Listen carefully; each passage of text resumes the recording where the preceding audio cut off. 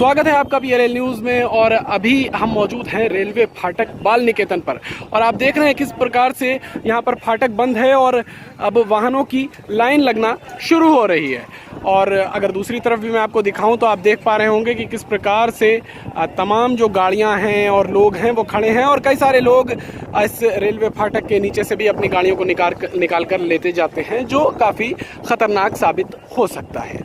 लेकिन अब जो इस समस्या से लोग जूझ रहे थे, पूरा शहर ही जूझ रहा था, अब लंबे इंतज़ार के बाद बाल निकेतन पर ओवरब्रिज का काम शुरू हो चुका है। और अब बाल निकेतन का जो ओवरब्रिज है जल्द ही बनकर तैयार होगा और इस समस्या से जो शहरवासियों को जूझना पड़ता था, दो चार होना पड़ता था, अब ऐसी समस्या से नहीं जूझेगा शहर। और कह सकते हैं शहर की रफ्तार बढ़ जाएगी और विकास की ओर एक कदम आगे बढ़ेगा मऊ। तो हम दिखा रहे हैं इन तस्वीरों में आपको कि किस प्रकार से देखिए जो मशीनें हैं वो लगी हुई हैं और खुदाई का काम शुरू हो चुका है और ब्रिज का अब जो निर्माण कार्य है वो यहाँ पर चालू है। तो आप देख पा रहे हैं इन तस्वीरों में किस प्रकार से इस एक एरिया को घेरा गया है और वहाँ से ब्रिज के जो निर्माण का कार्य है, बाल निकेतन फाटक पर जो ब्रिज का निर्माण कार्य है यहाँ से शुरू हुआ है और यहाँ पर जो मशीनें हैं वो लगी हुई नज़र आ रही हैं। और फिलहाल अंदर जो गड्ढे को खोदने का काम चल रहा है और इसके बाद इसी क्रम में अब काम आगे बढ़ेगा। और मऊ वासियों के लिए, ख़ासकर जो शहर में लोग हैं शहर के, उनके लिए ये एक बड़ी खुशखबरी कह सकता हूँ मैं कि है। और बड़े मुश्किलों से और जो जाम की समस्या से लोगों को जूझना पड़ता था उससे अब निजात मिलने वाली है शहरवासियों को। और मैं आपको अंदर की तरफ भी ले चल के दिखाऊं कि किस प्रकार से देखिए जो मशीनें हैं वो यहाँ पर खड़ी हुई हैं और फिलहाल गड्ढा खोदने का काम चल रहा है। क्या हो रहा है इतना डिटेल में तो मैं भी नहीं बता पाऊँगा, हालांकि यहाँ पर मशीनें लेकिन ज़रूर लगी हुई हैं और जो लेबर्स हैं वो मौजूद हैं। और पुल का जो निर्माण कार्य है आखिरकार लंबे इंतज़ार के बाद अब शुरू हो चुका है। और ये शुरू हुआ देव प्रकाश राय जो कि एक किसान नेता हैं, उनके प्रयासों के बाद। और किस प्रकार से ये ब्रिज बनेगा मैं आपको बता दूं, 4 लेन होगा ये ब्रिज। जो यहाँ से जब ब्रिज की शुरुआत होगी तो 4 लेन बनाया जाएगा उसको और आगे बढ़ेगा, जिसमें से 2 लेन ढेकुलिया घाट की तरफ यानी बंधे की ओर चला जाएगा और 2 लेन बाज़ार सिंधी कॉलोनी की ओर ब्रिज जाएगा। और इसके बाद जो लोग भी बंधे की ओर से आते हैं, ढेकुलिया घाट की तरफ से आते हैं, वो सीधे तौर पर शहर के इस पार यानी फाटक के इस पार आ सकेंगे। और जो लोग शहर के अंदर से भी आते हैं उनको भी तमाम तरह की आसानियां हो जाएंगी, क्योंकि अब तक शहर कह सकते हैं 2 हिस्सों में इस फाटक की वजह से बटा हुआ था। जब फाटक बंद हो जाता है, उन तस्वीरों को भी मैं आपको दिखाऊंगा, आप देख पा रहे होंगे अपने स्क्रीन पर किस प्रकार से फाटक बंद है और लंबी लाइनें लग जाती हैं लोगों की और बड़ी देर तक फाटक खुलने के बाद भी इस वजह से जाम लगा रहता है। लेकिन अब इस ब्रिज के बन जाने के बाद इस तरह की समस्याओं का सामना जनपद वासियों को नहीं करना होगा। लेकिन कब तक बनकर ये ब्रिज तैयार होता है ये भी देखना होगा। हालांकि अगर जिस तेज़ी के साथ काम की शुरुआत हुई है इसी तर्ज पर, इसी तरीके से अगर ये काम चलता रहेगा तो लगभग साल, 1.5 साल, 2 साल में ब्रिज बनकर तैयार हो जाएगा। लेकिन इस बीच अगर किसी भी प्रकार की कोई बाधा आती है या किसी भी तरह की कोई मुश्किलें आती हैं तो इससे भी ज़्यादा समय इस ब्रिज के तैयार होने में लग सकता है। लेकिन अभी तो हमें इंतज़ार करना होगा इस ब्रिज के बनने का। खैर, हम आगे वीडियो में आपको मिलाते हैं उस जन नेता से जिसके प्रयासों से जनपद वासियों का ये सपना साकार हो सका। जी, अपना परिचय दें। मैं देव प्रकाश राय, चौधरी चरण सिंह का सिपाही हूँ, राष्ट्रीय लोकदल पार्टी से बिलोंग करता हूँ और मऊ में किसानों की राजनीति करता हूँ। अभी ओवरब्रिज जिसके लिए आपने लंबा संघर्ष किया, कल से उसका काम शुरू हो गया है। अपने संघर्ष की कहानी बताएं, क्या कुछ दिक्कतें झेलनी पड़ी, किन चीज़ों का सामना, किन मुशक्क़तों का सामना करना? मैं 2015 में यहाँ वैभव श्रीवास्तव जी डीएम थे, तो उनसे मैं मिल करके उस कठिनाई को बताया कि नहीं ये बहुत समस्या है जिले की, इसको आप दूर कराइए। उन्होंने बैठक कराया लेकिन कोई निर्णय नहीं हो पाया कि, और उत्तर प्रदेश सरकार ने उस समय की परमिशन भी नहीं दिया, सहमति पत्र नहीं जारी किया। तो मैं वो सब कागज़ इकट्ठा किया बैठक की कार्रवाई का और जो हुआ था तब तक, तो ले करके मैं गया हाई कोर्ट। तो हाई कोर्ट में पहली ही तारीख को chief justice D B Bhosale साहब और सुमित कुमार साहब की खंडपीठ ने आदेश किया कि डीएम मऊ और डीआरएम वाराणसी ये 4-5-18 को चीफ जस्टिस की बेंच ने ऑर्डर किया 4-5-18 को कि डीएम मऊ और डीआरएम वाराणसी संयुक्त बैठक करके निर्णय लें कि फ्लाईओवर बनेगा या अंडरपास बनेगा। तो फिर बैठक हुई 26 से 18 को निर्णय हो गया कि फ्लाईओवर बनेगा। तब से ये लोग विरोध कर रहे थे, उसमें तमाम लोग लगे हुए थे। कौन लोग?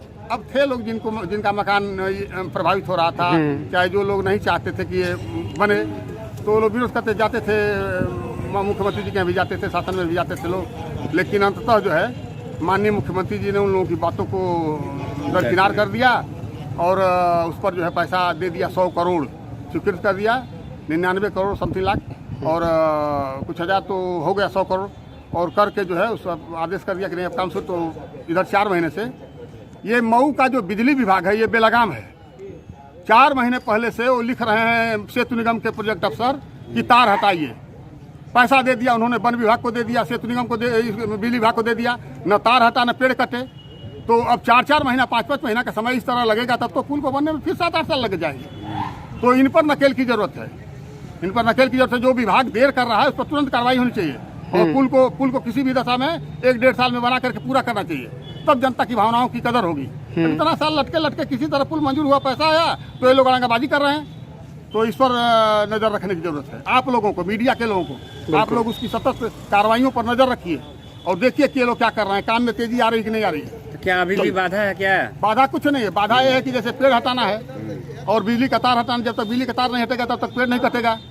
तो बिजली का तार हटाने में जो है बिजली विभाग को पैसा दे दिया सेतु निगम ने, उनकी जो कास्ट आनी थी वो पैसा दे दिया, लेकिन बिजली विभाग ने अभी तक तार नहीं हटाया और पेड़ भी नहीं कटा उसके चलते। तो ये सब बाधा ही तो है, औरंगबाजी पैदा कर रहे हैं जो अलग उसके समर्थक विभाग हैं।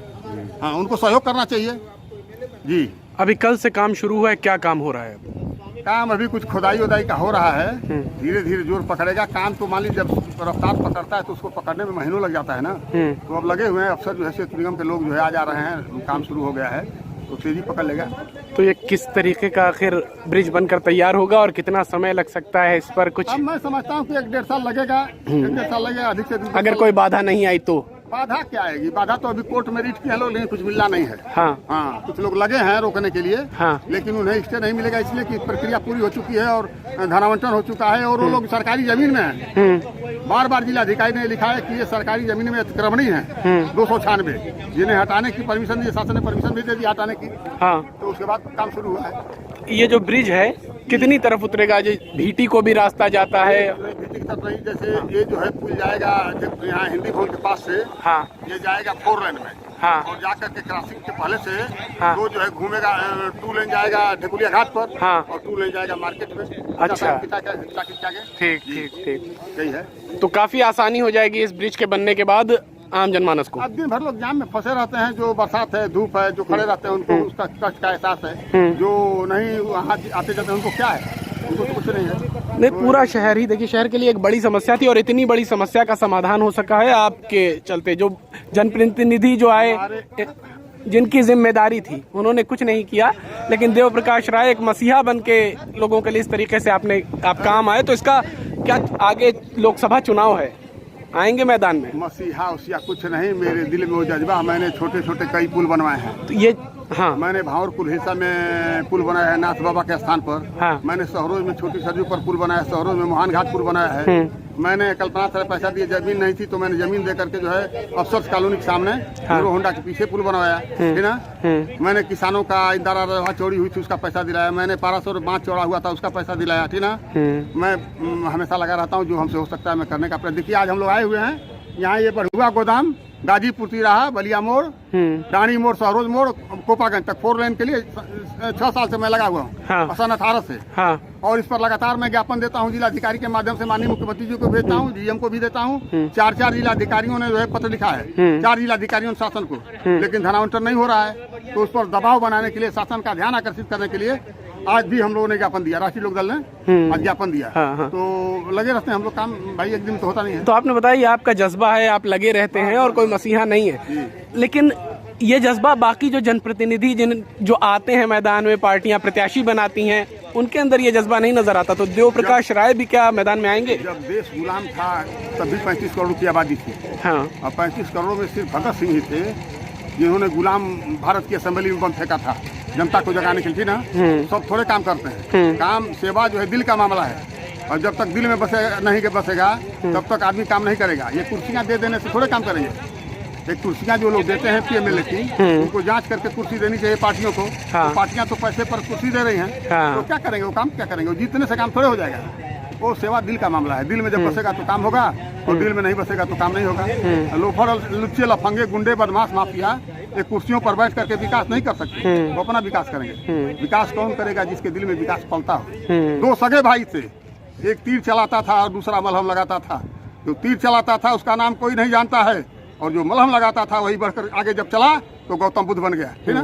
तो ये सेवा जो है दिल का मामला, सब थोड़े सेवा करेंगे। हाँ, पार्टियां टिकट दे देती हैं, पार्टियां MLA बना देती, MP बना देती, उससे थोड़े काम होगा। जब उनका टेस्ट होना चाहिए तो अब तक क्या किए हैं राजनीतिक जिंदगी में, उन्होंने कुछ काम किया या नहीं किया। बिना कुछ किए दिए MP MLA मंत्री बना दो, साले कुछ काम है कि नहीं?